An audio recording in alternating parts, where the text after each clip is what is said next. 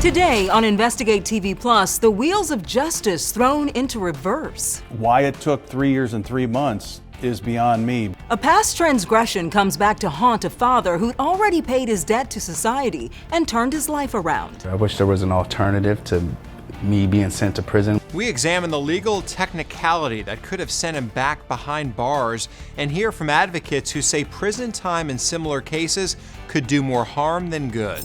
Plus, American children caught in a dangerous cycle. Kids carrying guns for protection, a decision that can have tragic consequences. We take an in-depth look at what's described as a national epidemic and the solution that transformed a courtroom into a beacon of hope. And a driving spirit. The one thing that I was so determined to get back to was like, I'm going to get on the golf course. A golfer overcomes physical challenges and inspires others like him to take a swing at the game he loves. In-depth stories that inform and inspire. You're watching Investigate TV Plus.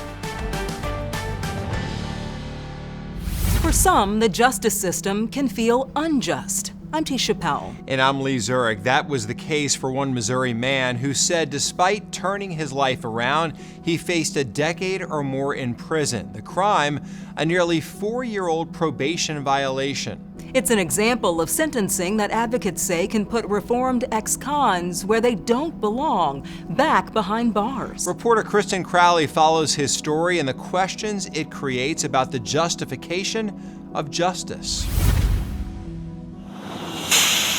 Most days you'll find Michael Enriquez in one of two places. Now back, put your DOT bar back there. At work or out with his kids. My daughter, sports. So I help coach her sports teams, soccer, basketball, baseball. But on this day, he's terrified about the place he could be heading. I wish there was an alternative to me being sent to prison where I can continue with my life, continue to be a dad, continue to be someone in the community. This story isn't a matter of guilt or innocence. Michael will be the first to admit he broke the law. A lot. What kind of trouble did you get in with the law?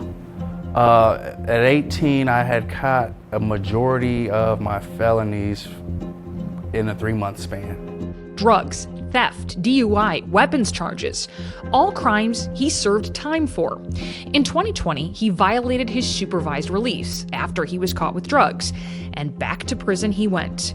It was a relief to his former father-in-law, Kevin Miller, who thought Michael was nothing but trouble.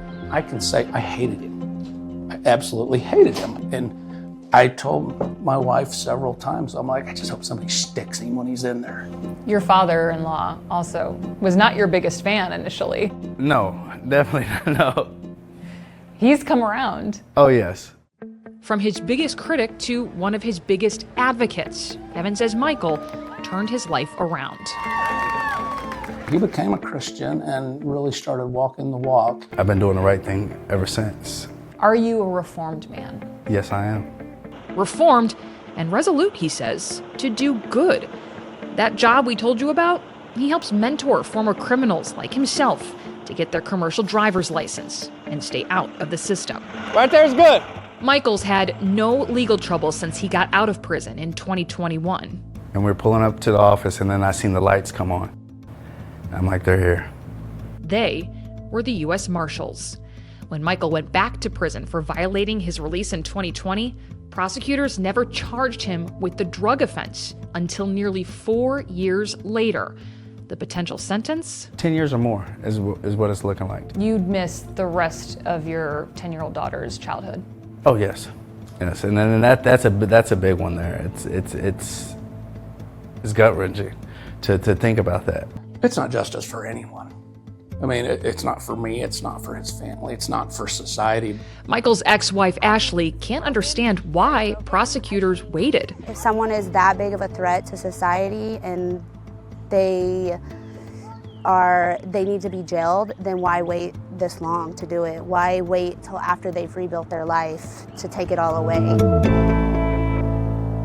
State prosecutors declined to comment on Michael's case. So I was in the Eastern District. So we went to former Missouri State Prosecutor and former U.S. Attorney John Davis. Are you surprised that they would pursue the charges and not just let it go? Not at all. You're just surprised they didn't bring him earlier. Correct. Davis says while legally the state's well within its rights to charge Michael, ethically, it's another story. Why it took 3 years and 3 months is beyond me, but it's just not right.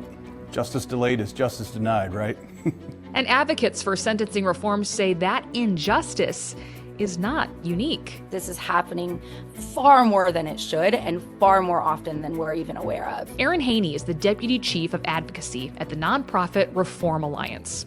She says while Michael's story is one she hasn't heard before, it's similar to multiple other cases across the nation where states tried to put reformed people back behind bars because they didn't serve their full sentence due to clerical errors. To go back and reincarcerate them years later once they've rebuilt their lives seems not only like it's unfair to that person, but it's a disservice overall. So right now, the way our system is set up, do you think it's set up more to focus on punishment than justice? Absolutely. When we think about what justice is, what public safety demands, we don't achieve either of those through incarcerating him at this point. What would you say to the people who will argue, well, if you can't do the time, don't do the crime? I think that you can hold someone accountable, even if it's for something that they've done quite a long time ago, without pulling them out of their family, out of a stable job, out of their community to incarcerate them when they've now become a different person. On the day of our interview, Michael decided to plead guilty to the drug charge. How are you feeling? I'm nervous, but I'm not fearful. I'm nervous, but I'm not fearful. I understand that it'll all work out. It'll all work out. Hoping a judge would show mercy at sentencing.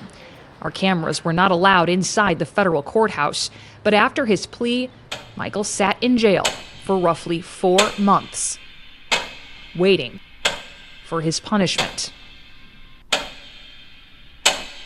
Finally, on the day of sentencing, All right! Michael walked out a free man and walked back into his children's lives.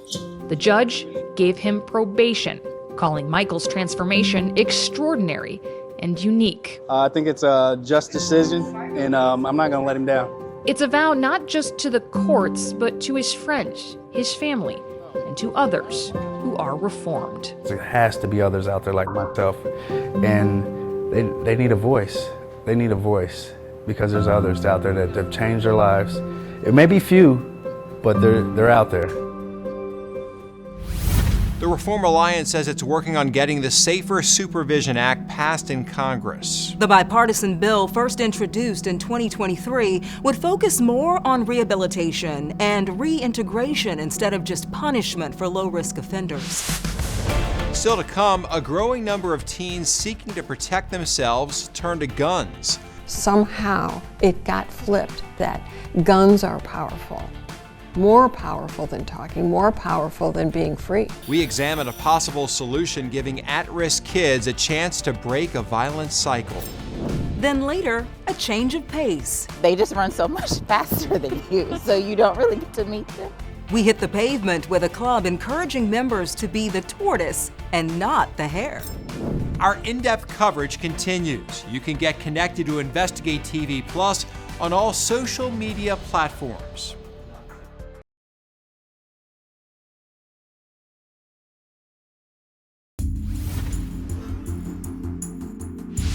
We begin with breaking news tonight. 2 teenagers have died in 2 separate shootings today. A teen was killed in a drive-by shooting. 1 person dead and 2 others injured. 2 men got into an argument that later escalated into gunfire. For any parent, the nightly headlines can be hard to hear. More and more children, someone's son or daughter dying as a result of gun violence. Since 2020, guns are the leading cause of death among children and teens, surpassing car crashes and cancer. And for black children under the age of 18, they had a gun death rate nearly 20 times higher than that of white children. After witnessing the fallout of gun use in her courtroom, a judge in Michigan wanted to break the cycle and offer kids charged with non-violent weapons crimes a chance at redemption. Reporter Ann Emmerich takes an in-depth look at this first-of-its-kind program, and we are protecting the identity of the teen in the story because of his age. The stakes are high. All units in reference to the shooting. In many communities, fistfighting is a thing of the past. It's going to be a large group of people that were firing shots at each other. Kids who want to protect themselves now carry a gun. I'm shot. Can you explain to me what's going on?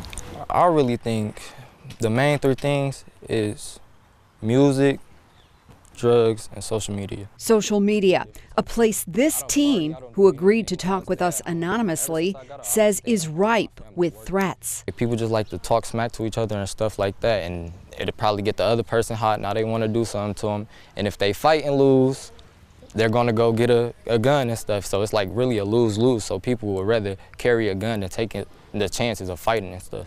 Why do people want to hurt each other?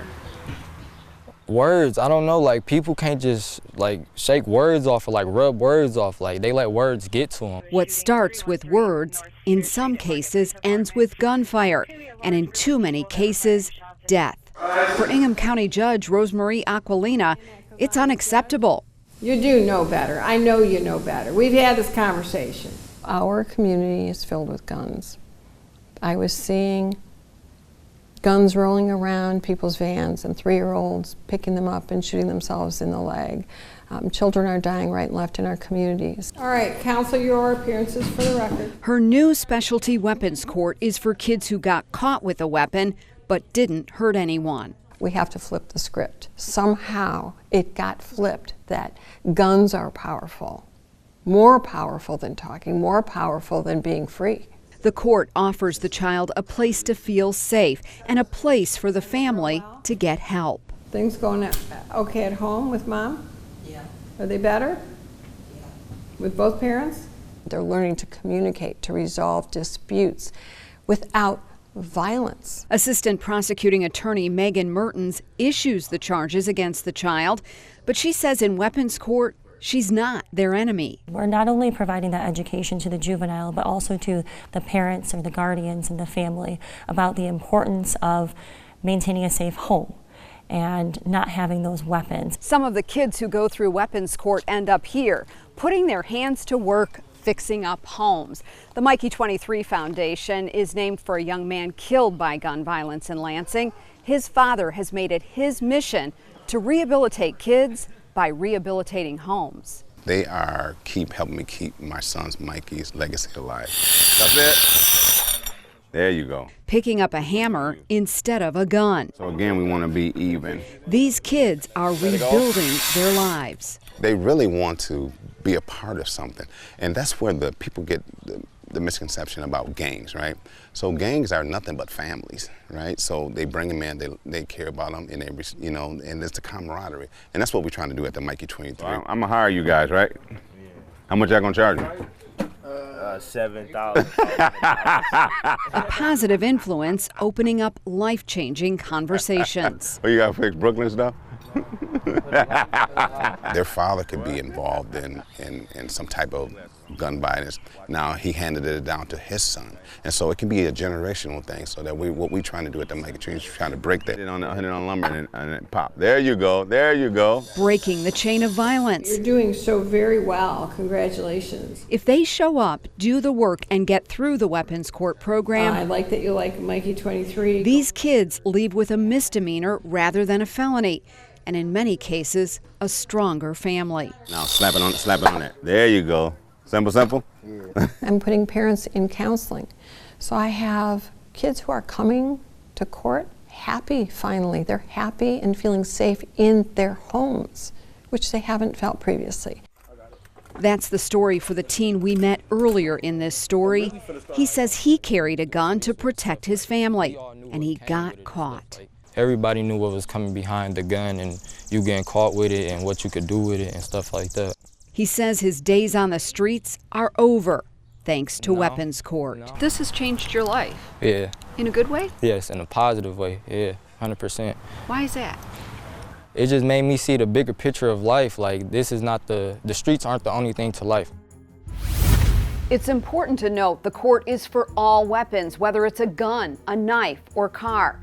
Judge Aquilina says other courts have requested information to establish their own program, and she's hopeful the Michigan State Court Administrator's Office will mandate every county create and maintain a weapons court. The judge says those who have graduated from the program are doing exceptionally well. In Lansing, Michigan, I'm Ann Emmerich. Still to come, a personal loss when he was just 16 years old threatened to take him away from the game he loved. When I'm out here, I don't think of my disability. I just am a golfer. We take you on a golfer's journey to return to the green and show you how he's providing children like him an opportunity to find their own passion. But first, a Georgia woman inspires others one stride at a time. The safe space she created, encouraging more women to try running at their own pace. You can watch Investigate TV Plus anytime, streaming online. Get the app for Roku, Amazon Fire TV, and Apple TV. They're free to download.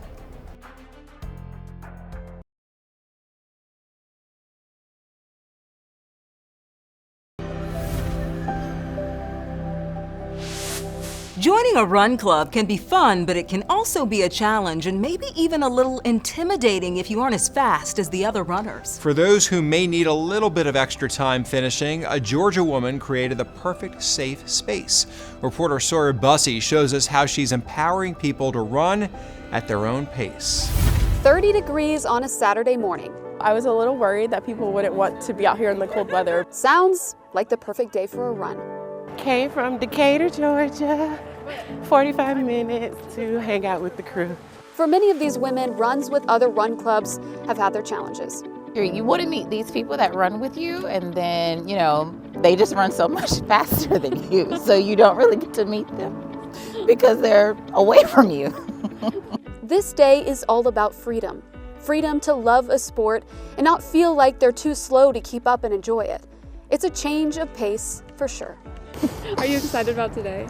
Yes, I'm extremely excited about today. What are you expecting? I'm expecting for people to be beside me. The group is called Best for Last, started by runner Tatiana Forbes. And I didn't see a safe space, so I created one. The clubs are free to join and open to all runners, whether you run a 10-minute mile or walk a 20-minute mile. We've been running on our treadmills in our garage or walking instead of running because we're too afraid to try. So I think what's happening is because people are seeing that this space is available now, they're coming out of the shadows. This is a place for women to find community, to run without judgment, to switch up the narrative.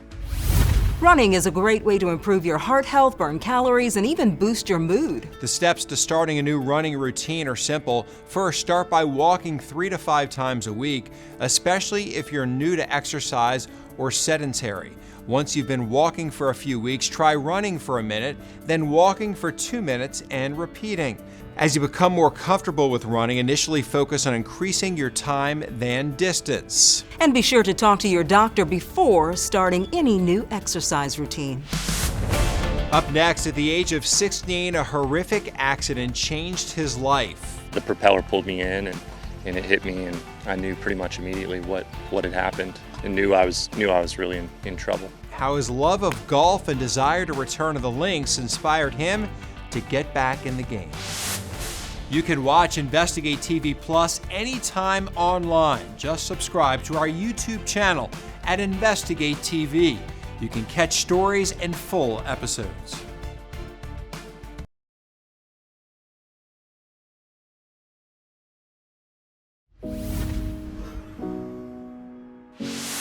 Golfers, like any athlete, want to be the best, and Nashville resident Jordan Thomas is no exception. Jordan grew up around golf, and not even a life-changing accident could keep him from the sport he loves. Reporter Garrett Short shows us how Jordan lives and breathes resilience and how he's spreading it to those like him.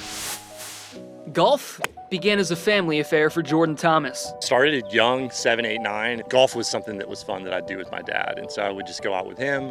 I loved that I got candy out of the deal, and that's how I got kind of hooked on the game. Fast forward more than 2 decades, and he's ready to play in an international competition. Pretty tough into this wind, isn't it? While the nerves may be high when he steps up to the first tee, he'll still feel at home. Golf has always been a really safe space for me, and a place where I can just kind of be myself. It means the world to me. The game has been more than a sport. It's been a friend, an escape, and a reason to keep going when he needed it most. Scuba diving in the Florida Keys. I was with my parents, and we went out one afternoon in August, and the propeller pulled me in, and it hit me, and I knew pretty much immediately what had happened, and knew I was really in trouble. In 2005, at just 16 years old, Thomas had both of his legs amputated below the knee. He lost his legs, but not his passion. The one thing that I was so determined to get back to was like, I'm going to get on the golf course. His love for the game remained, but the way he could play changed. And that opened his eyes to a new world. And that's when I learned about prosthetics and kids not having access to prosthetics. And that's when I just said, hey, I want to do something about this. In the hospital, following a life-threatening, life-altering accident, he created the Jordan Thomas Foundation, which has since provided hundreds of children across the country with prosthetics. We try to get kids not back just to walking, but to doing the things that they love so that they can be kids. I want to commit to them having a chance, an opportunity. The accident took his legs, but it gave him and the world something in return. I certainly wouldn't change it. It doesn't mean that it hasn't been easy, like all the time. Like there's been challenges for myself, and I deal with challenges daily. I think out of that was born so much triumph and joy and fulfillment for other people and for myself. For Thomas and the hundreds of people his foundation has helped, life changes, but the person you are doesn't have to. When I'm out here, I don't think of my disability. I just am a golfer, and that's the way that I think everyone with any kind of disability wants to be seen. What a strong person and a great outlook he has on life and helping others too. And I love seeing him surrounded by the kids, and they just look like, you know, if he can do it, we can do it. We can do it too, yeah, for sure. Well, that's it for Investigate TV Plus. I'm Tisha Powell. And I'm Lee Zurich. Thanks for watching.